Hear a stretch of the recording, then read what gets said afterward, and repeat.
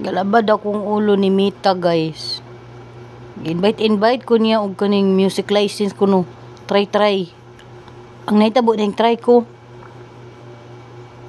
Ang ending, gi-copyright. Ito pa jud daghang views. Ya og asa tong dako kay views.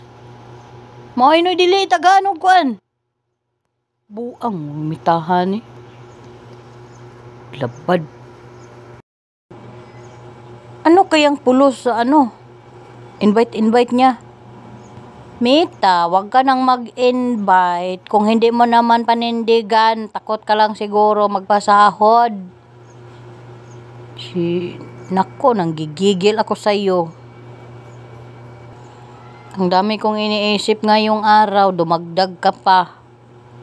2 video ko, copyright mo. Wa jud kay klaro, mitaha ka. Katunong dako kay views nako nga video. Nang wala man to'y $. Buang man di ka mitaha ka. Mo man to nimo $. Tako man tog views. Kalagot ka ha.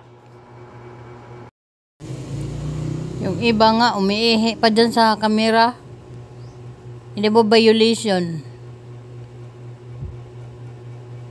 Hindi ka na masabtan. Mayos ka nga Mita, oy. Dami ng pagod gumawa ng content. Tapos, ang dami mong lar-lar. Tama yun.